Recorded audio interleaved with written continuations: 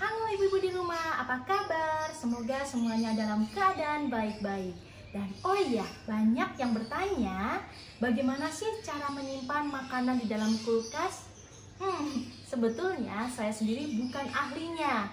Maka di video kali ini saya hanya ingin sekedar sharing kira-kira apa yang biasa saya lakukan dan pengalaman apa yang pernah saya lakukan dengan menyimpan barang-barang di kulkas. Oke, yang pertama kita akan buka kulkasnya terlebih dahulu. Nah, kebiasaan saya menyimpan sesuatu di kulkas itu adalah tidak boleh terlalu rapat. Jadi harus ada ruang yang tersisa seperti ini, harus ada ruang, harus ada jarak. Kenapa? Karena dulu saya juga pernah melakukan beli barang sekalian banyak, beli bahan makanan sekalian banyak, langsung blok masuk ke dalam kulkas. Akhirnya apa? Kulkasnya penuh. Dan ketika penuh itu, kulkas menjadi tidak terlalu dingin. Kalau sudah tidak terlalu dingin, barang-barang yang kita simpan pun akan lebih cepat menjadi busuk atau rusak. Nah, maka dari itu, teknik pertama menyimpan di kulkas adalah berikan ruang antara satu bahan dengan bahan yang lain. Terus kemudian yang kedua, setiap barang, setiap bahan sebaiknya harus dimasukkan ke dalam toples-toples seperti ini. Jadi meskipun misalnya seperti tempe, kita tetap masukkan di dalam toples-toples. Kenapa? Fungsinya supaya tidak terjadi pertukaran bakteri antar makanan. Jadi toplesnya pun nggak perlu harus toples yang keren mahal gitu ya. Saya sendiri pakainya toples-toples bekas, misalnya habis beli makanan apa, ada toplesnya, saya simpan, saya cuci, saya pakai lagi untuk menyimpan di dalam kulkas. Nah, kemudian kalau untuk tempe biasanya ditaruh di kulkas dalam keadaan di toples seperti ini sampai 5 hari pun dia masih enak, masih bagus. Bahkan pernah sekali waktu sampai 1 minggu. Sampai 1 minggu aromanya masih bagus, masih enak dan masih saya makan. Terus kemudian untuk tahu ini juga saya biasanya sampai 7 hari. Jadi memang saya keringkan, nggak ada airnya, seperti ini nggak ada air. Setiap 2 hari sekali di airnya dituang supaya kemudian nggak menjadi menggenang di tahunya, sehingga tahunya tetap aromanya enak. Terus kemudian untuk seperti ayam, bebek atau empal yang sudah diungkep, nah seperti ini biasanya bisa bertahan sampai 4 atau 5 hari. Biasanya di hari kelima sih rasanya udah rada beda ya. Makanya kalau misalnya masak sekalian banyak, itu sebagian yang kira-kira dimakan cukup sampai 3 atau 4 hari. Kemudian sisanya langsung ditaruh di freezer. Kalau di freezer bisa tahan lama.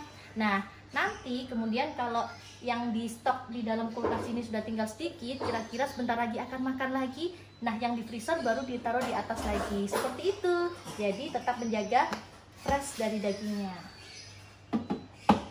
Tunggu, karena ini kulkasnya udah bunyi, dibuka terlalu lama, kita tutup dulu, kita bahas yang di bawah. Oke, kita buka kulkas bagian bawah. Tentu di bagian bawah ini adalah tempat untuk menyimpan daging ayam, daging sapi, ikan, dan sayur-sayur yang dibekukan, termasuk juga kentang dan sambal. Nih, saya biasa juga menyimpan sambal-sambal dalam freezer. Misalnya ini adalah sambal balado. Jadi kalau mau bikin telur balado, udah tinggal ditumis aja kan, selesai. Jadi masaknya cepat. Terus ini sambal-sambal, kalau misalnya kita beli di luar dapat sambal, jangan dibuang, sayang, taruh di freezer, dia bisa tahan sampai biasanya sih saya sampai sebulan juga masih enak. Bisa dipakai buat bikin nasi goreng atau untuk campuran sambal balado kalau pas misalnya lagi males ngulek-ngulek sambal. Terus kemudian ini sambal bawang kemarin saya bikin. Nah, sambal bawangnya dibikin biar nanti kalau mau masak sambal tinggal diangetin, jadi nggak perlu ngulek setiap kali mau makan sambal.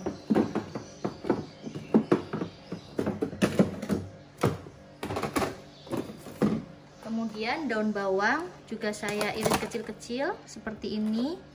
Jadi kalau mau pakai nanti tinggal ambil. Kenapa nggak ditaruh di atas aja? Soalnya kalau taruh atas, daun bawang itu biasanya 3-4 hari udah jelek.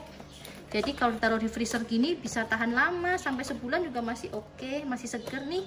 Ini saya motong udah 2 minggu yang lalu. Enggak deng, sekitar 10 harian yang lalu. Masih bagus kan, cuman kebetulan kemarin-kemarin lagi jarang masak mendoan, jarang masak ikan steam, jadinya daun bawangnya masih banyak. Tapi tadinya ininya full, terus udah tinggal segini. Ini sampai 1 bulan juga masih bagus. Terus jagung.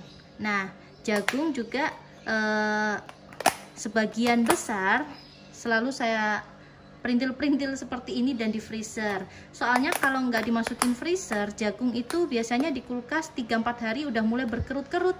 Nah, kalau taruh freezer gini sama, sampai sebulan juga masih oke. Oke, karena kulkasnya udah mulai bersuara lagi, kita pindah ke atas lagi ya.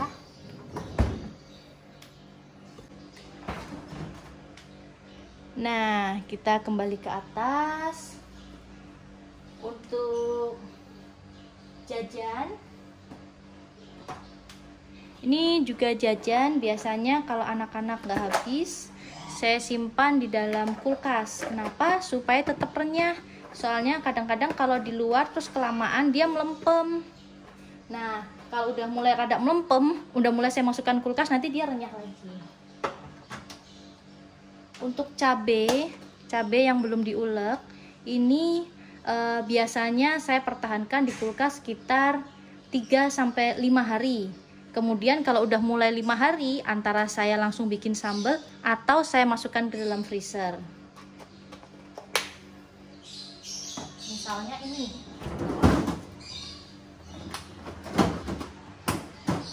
Nah, ini yang sudah saya masukkan di freezer karena waktu itu kebanyakan belinya. Nah, ini cabenya udah 1 bulan kalau nggak salah. Udah 1 bulan dan masih bagus kan? Tuh, masih bagus, jadi masih bisa dipakai lagi. Pokoknya sesuatu yang kira-kira bakalan masih lama dipakai, saya selalu masukkan dalam freezer. Terus, untuk makanan-makanan yang nggak habis, kayak kemarin beli pizza, ini juga saya masukkan dalam kulkas. Tapi kalau udah makanan jadi seperti ini, misalnya kita masak sop atau masak apa nggak habis, masak pizza seperti ini, beli pizza seperti ini nggak habis, itu paling dia bertahan 2 hari aja ya. Setelah 2 hari biasanya udah nggak enak banget. Jadi ini paling cuman oke, nggak habis hari ini, besok buat dimakan, maksimal besok dimakan.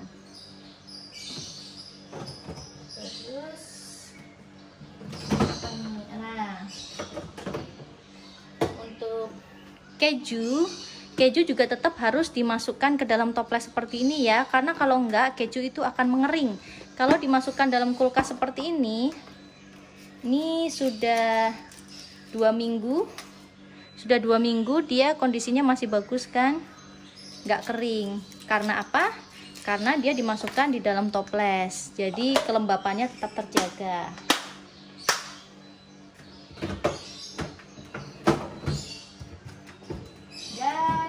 Masuk ke bagian sayur, tapi ditutup sebentar ya karena kulkasnya udah mulai bunyi. Kita buka lagi, maklum setiap 2 menit kulkasnya bunyi.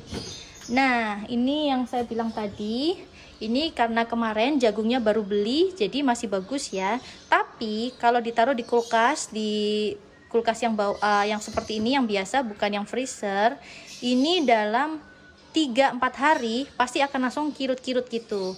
Nah, jadi biasanya kalau saya ternyata dalam 2 atau 3 hari nggak masak bayam atau nggak masak sayur asem, berarti kan mending dipotekin kayak tadi, langsung masukin ke freezer, jadi bisa tahan sampai beberapa bulan untuk dimasak, ditumis. Terus untuk, nah ini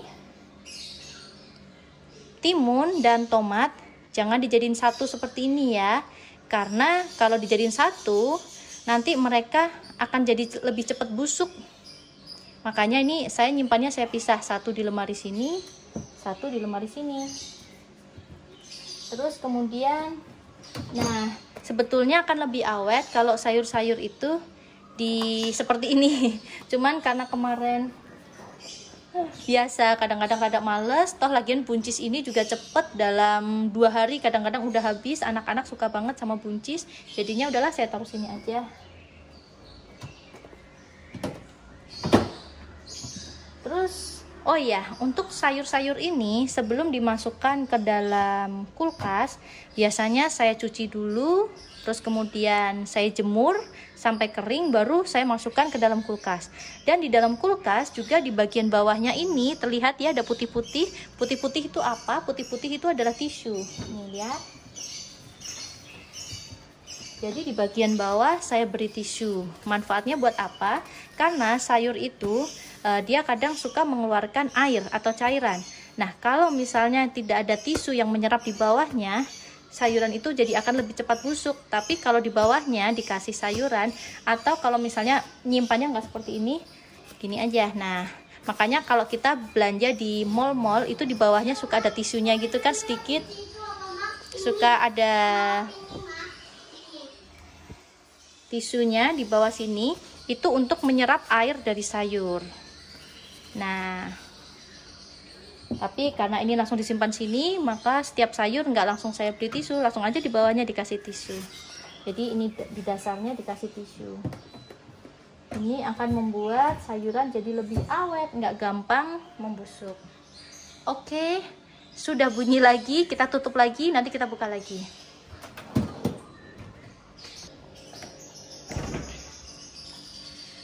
Nah, sama seperti snack, jajan, begitu juga dengan bawang goreng. Bawang goreng ini selalu saya masukkan di dalam kulkas. Kenapa? Karena kalau dimasukkan dalam kulkas, dia bisa renyah sampai lama ya. Ini saya beli udah 1 bulan. Dan sampai sekarang tuh, bunyinya masih sangat renyah dan dimakan juga renyah. Coba kalau kita nggak masukkan dalam kulkas, dalam sebulan dia udah melempem.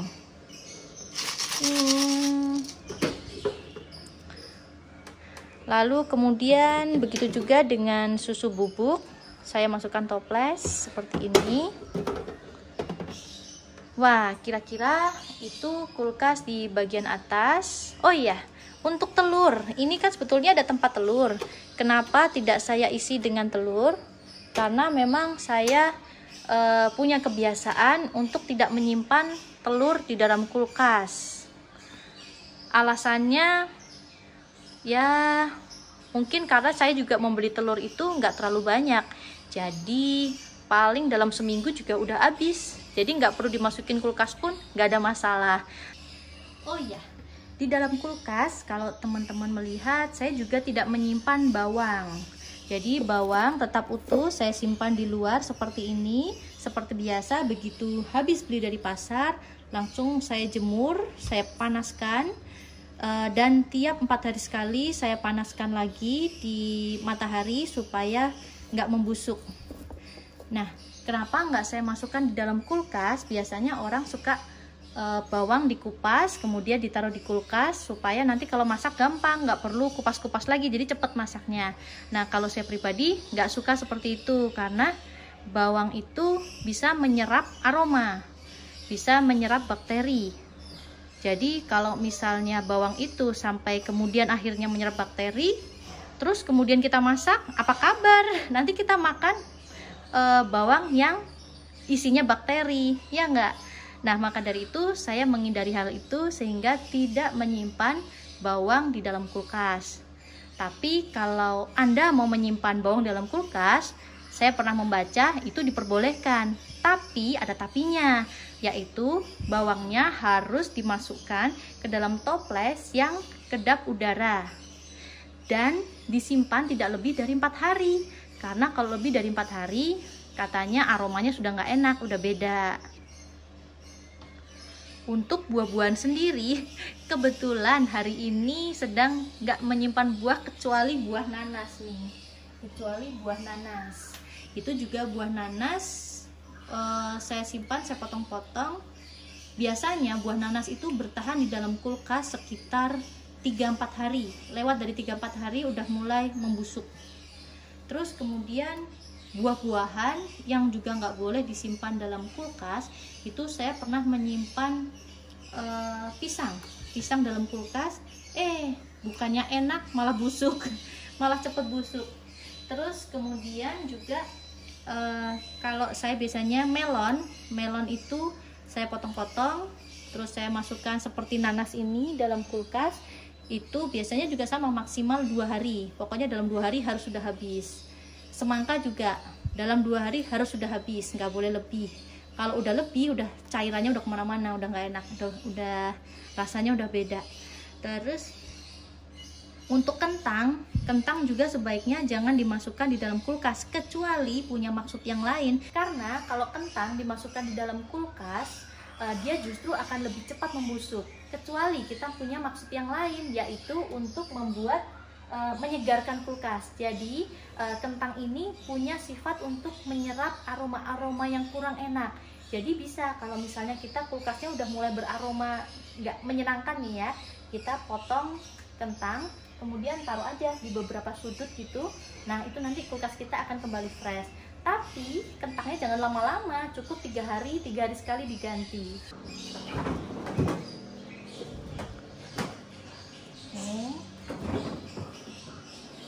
Nah, daging-daging juga biasanya kalau kita belanja sudah ada packingnya seperti ini, jangan dilepas, karena begitu sekali kita lepas, nah ini bisa bisa menyebarkan bakteri, karena daging itu ada darahnya kan. Nah darah itu kan bisa mengakibatkan bakteri gimana kalau nanti tercampur kepada makanan yang lain. Maka dari itu vakumnya ini jangan dilepas.